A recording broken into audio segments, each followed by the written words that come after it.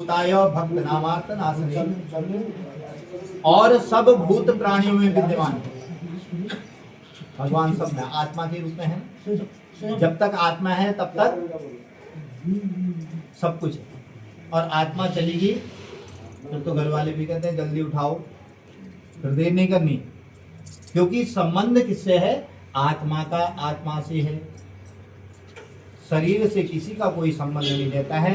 एक पशु से भी प्रेम हो जाता है और मनुष्य का आपस में भी शत्रुता हो जाती है। केवल संबंध जो है आत्मा का आत्मा से है। जब तक यह आत्मा है तब तक शरीर है, और वो आत्मरूप क्या है? परमात्मा का स्वरूप है, नारायण का स्वरूप है।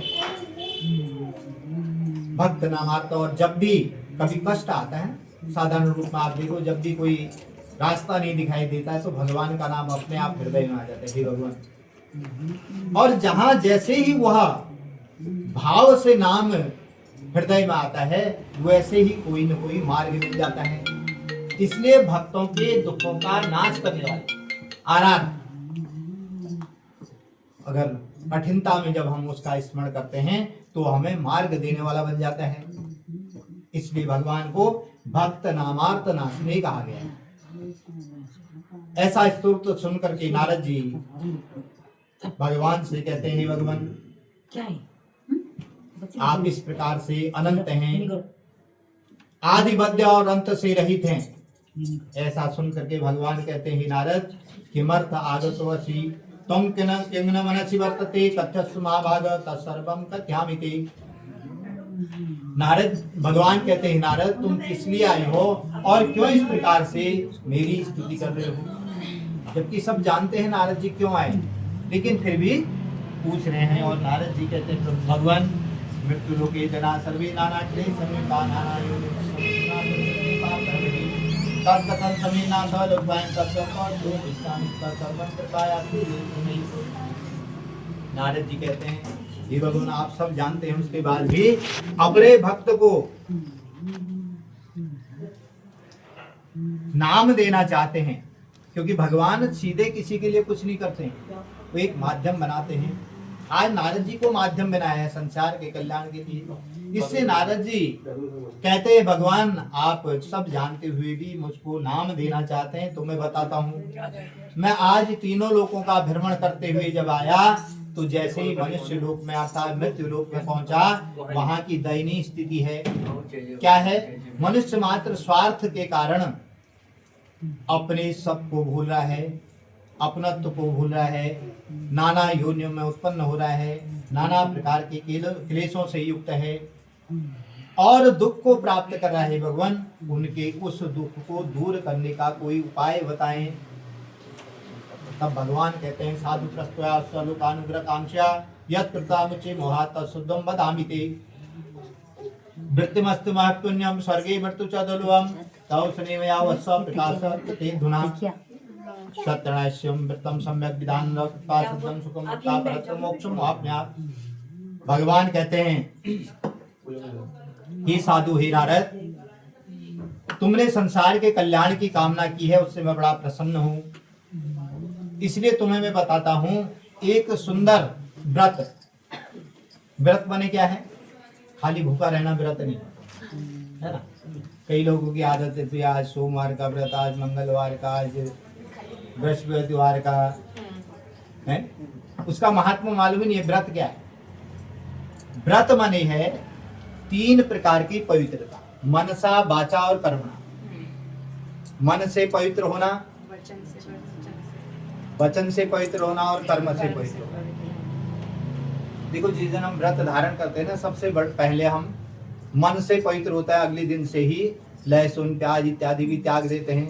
बोले कल व्रत है, मन पवित्र हो गया कि अपने आप ही मन में एक विचार आ गया कि कल व्रत लेना है, और व्रत के लिए हम सावधानियां शुरू कर देते हैं। प्रातः काल उठते ही, और दिन 9-10 बजे भी उठेंगे, उस दिन जल्दी उठ करके थोड़ा स्नान ध्यान इत्यादि। और तीसरा, उस दिन हम थोड़ा भगवान का भी पूजन कर लेते हैं, थोड़ा मंदिर में भी चले जाते हैं। और कोई बुराई करने बैठता है, बोले आज मेरा व्रत है, है ना, उस दिन बुराई से भी बचते हैं। कहने का तात्पर्य है 3 प्रकार से पवित्र होकर के। अच्छा, भूखा तो इसलिए इसमें भूखे का कहीं विधान नहीं है, व्रत में अल्पाहार कहा गया है। अब आजकल का अल्पाहार क्या होता है, पहले दिन से 1 दर्जन केले, 1 किलो दूध, ड्राई फ्रूट्स, कुट्टू का आटा, साबूदाने की खिचड़ी, इसमें नमक जो है सादा नमक डाल दिया, बोले ये शुद्ध है। अच्छा, उस दिन इतना खा लेते हैं कि रोज जितनी कैलोरी नहीं लेते, उस दिन व्रत के दिन उससे ज्यादा ले लेते हैं। शाम को सिर पकड़ के बैठ देते, बोले आज व्रत लिया, सिर दर्द हो गया, ये नहीं देखा आज खाया कितना। कहने का तात्पर्य है व्रत बने अल्पाहार हो करके भगवान का स्मरण करते हुए उस दिन भगवान को समर्पण करना, और जो अन्न का त्याग किया है उस अन्न का किसी को भोग लगाना, भगवान को भोग लगा के किसी को भोजन कराएं, इसलिए अन्न का त्याग कहा गया। अन्न का त्याग करके किसी को भोजन कराते हैं, किसी ब्राह्मण को, किसी बंधु बांधव को या किसी भिक्षुक को, तो उससे क्या है, उसकी आत्मा तृप्त होती है, और जहाँ आत्मा तृप्त होती है वहां सब प्रकार से पुण्य की प्राप्ति होती है। कहने का तात्पर्य इस प्रकार से व्रत है। और यह व्रत जो है कह रहे हैं स्वर्ग और मृत्यु दोनों जगह दुर्लभ है, क्योंकि देवता भी कोई मनुष्य जैसा है वैसा ही देवता भी हैं। वो लोग कोई ऐसा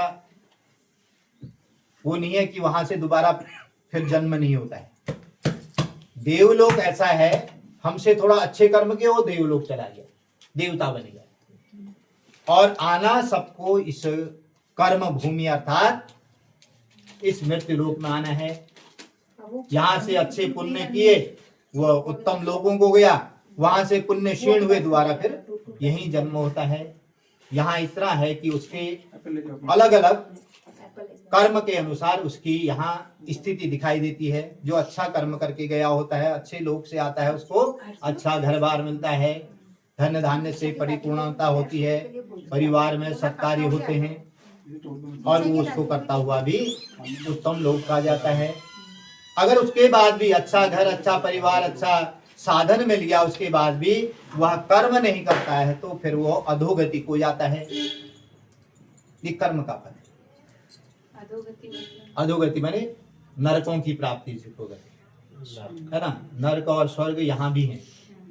एक अच्छे कुल में, अच्छे घर में जन्म हो गया, अच्छा वातावरण मिल गया, खाने के लिए अच्छी अच्छी चीजें मिल रही, सठर व्यंजन मिल रहे हैं, तो वो भी स्वर्ग की अर्थ है। और एक गरीब घर में जिसको खाने के लिए नहीं, कुछ नहीं, बैठने के लिए नहीं, कैसा है, नरक ही हुई। कहने का तात्पर्य है अच्छाई और बुराई यहाँ भी दिखाई देती है, श्लोक में भी दिखाई देती है। ऐसे ही स्वर्ग इत्यादि लोग भी ऐसे ही प्राप्त होते हैं, वहां भी अच्छाई बुराई है। कहने का तात्पर्य इस प्रकार से भगवान ने नारद जी को कहा। तो नारद जी कहते भगवान यह व्रत क्या है, क्या इसका फल है, क्या विधान है, किस प्रकार से इस व्रत को करना है, विस्तार पूर्वक मुझे बताएं। भगवान कहते हैं हे नारद, दुख शोक आदि समनम, धन धान्य प्रवर्धनम, सौभाग्य संततिकरम, सर्वत्र विजय प्रदम। यह व्रत कैसा है, दुख और शोक का नाश करने वाला, धन धान्य को प्रदान करने वाला, सौभाग्य और संतान को देने वाला, सब प्रकार से विजय प्रदान करने वाला। अब इसके ज्यादा क्या चाहिए आदमी को, है ना। दुख शोक न हो, धन धान्य बना रहे, सौभाग्य संतान अच्छी हो, और सब प्रकार से जिस कार्य को करें उसमें विजय मिले। तो कह रहे यह सब प्रदान करने वाला यह व्रत है। यस्मिन कस्मिन दिने मृतो भक्ति श्रद्धा सन्निहिता। और जिस किसी दिन भी, इसके लिए दिन बार या कोई मुहूर्त देखने की आवश्यकता नहीं है, जिस दिन मन में भक्ति और श्रद्धा उत्पन्न हो जाए इस व्रत को कर सकते हैं। विशेष तरह इस व्रत के लिए है निशा काली, सायंकाल जो है इस व्रत के लिए विशेष बताया गया है। वो भी क्यों बताया गया है, क्योंकि पहले के समय में दिन भर कार्य, शाम को फुर्सत हो जाती है ना। अभी थोड़ी देर में स्कूल के लिए जाना होगा, बच्चों को स्कूल से लाना, मन स्थिर नहीं रहता है, दिन में कभी भी मन स्थिर नहीं रहता, इसलिए निशा काल सायंकाल में, इसलिए आपको छुट्टी है, कहीं जाना नहीं है, आराम से बैठ करके कथा का श्रवण कर लेते हैं, इसलिए निशा काल कहा गया। ब्राह्मणे बांधव सहित धर्म तत्पर, ब्राह्मण बंधु बांधवों सहित धर्म में तत्पर होकर के इस व्रत को करें और इसके लिए सुंदर नैवेद्य बनाएं। नैवेद्य कैसा है? रंभा फलम घृतम सीमम गोधूम से चूर्णकम। रंभा फल, केले के फल। क्यों कहा गया है रंभा फल? केला कभी कड़वा खारा नहीं होगा, सुमधुर सुस्वादु सुकोमल, क्योंकि यह कपिला गौ के रंभाने से जो लार टपकती है उसके कीचड़ से अर्थात कर्दम से इसकी उत्पत्ति हुई, इसलिए इसको कदली फल भी कहते हैं। रंभा फल, कदली फल। तो यह जो है भगवान को अति प्रिय है, भगवान का एक संदेश है। ऐसा व्यक्तित्व भी भगवान को प्रिय है। सुमधुर, अच्छा बोलने वाला, सुकोमल, अच्छे स्वभाव वाला, और सुस्वादु, सबका प्रिय, ऐसा व्यक्तित्व को भगवान को प्रिय, इसलिए केला। दूध, दही, घी, शहद और शक्कर, ये पंचामृत है। इसका भी अनुपान है। जितना दूध लेते हैं, ये जीवन में भी कर सकते हैं, जितना दूध हम दिन भर में लेते हैं उसका आधा दही लेना चाहिए, और उसका आधा घृत घी, और घी का आधा शहद, शहद का आधा शक्कर। शक्कर भी गुड़ से पहले, या गुड़ या शक्कर। जो आजकल की शक्कर ले रहे हैं ना, ये शक्कर नहीं है, ये तो जहर है, मीठा स्वाद, सफेद जहर। इसका रीजन है, साइंटिफिक रीजन। दूध तेज और पुष्टि को देता है, दही अम्ल क्षार का प्रतीक है, रोग प्रतिरोधक क्षमता को बढ़ाता है, और घृत तेज और पुष्टि को देता है। शहद जो शुगर है उसको कंट्रोल करता है, क्योंकि इंसुलिन बनाने की क्षमता शहद में है। आजकल का जैसा शहद तो नहीं। शहद क्या है? जो कार्तिक का वैसे सबसे बढ़िया शहद माना जाता है। कार्तिक के फूलों से कड़वापन भी होता है उसमें, और मधुरता भी होती है। तो उस समय जो फूल खिलते हैं ना, हमारे पहाड़ों में नहीं, क्वें फूल, कुई ना, उसके फूल में कड़वाहट होती है, तो उसका जो मकरंद होता है उसको लेकर के जब मधुमक्खियां बनाती हैं तो वह शहद औषधि काम करता है, और जितना पुराना होगा उतना वो अच्छा माना जाता है। तो उसका अगर रोज एक चम्मच लेते हैं तो वह इंसुलिन को, पहले लोगों की किसी को शुगर सुना? कभी नहीं होता। ऐसे ही शक्कर है। गुड़ कितना खाते थे पहले? 2.5 किलो की डेली आती थी, 25, 30। कभी शुगर होता था? शुगर का काम क्या है? जो शक्कर या गुड़ है, इसका काम क्या है? इसमें थोड़ा सा चिड़चिड़ापन होता है, चिड़चिड़ापन, मिर्ची सी लगती है। तो शक्कर में जो खून में जो रक्त के थक्के होते हैं उनको काटने का काम करता है। साइंटिफिकली है पूरा पंचामृत। जब भगवान को अर्पण करते हैं तो ये चरणामृत कहलाता है। तो ये औषधीय गुणों से युक्त होने के कारण इसको पंचामृत कहा गया। और गोधूम से चूर्णकम, आज तो हम प्रसाद कैसे बना? गोधूम से चूर्णकम क्या है पता है? गोधूम से क्या है? गाय को पहले जौ खिलाए जाते थे। गोबर में जब वो जौ निकलती थी उनको छान करके, सुखा करके, उसको पीस करके तब उसका चूर्ण बनाया जाता है। तो उसको गोधूम से चूर्णकम कहते हैं। भगवान का प्रसाद है वो। अभी कोई नहीं जानता होगा। अगर वो नहीं है तो साठी के चावल का चूर्ण। गेहूं तो हमने शॉर्टकट फॉर्म अपना लिया। ये गेहूं तो यहाँ वैसे भी मेरे ख्याल से 1617 या 1616 ईस्वी से आया था भारत में, अरब कंट्री से आया हुआ। यहाँ गेहूं नहीं, यहाँ मोटे अनाज होते थे जिनमें जौ प्रमुख माना जाता था, जिसको प्रसाद के तौर पर ही प्रयोग किया जाता था, और वो भी गोधूमज से बना करके।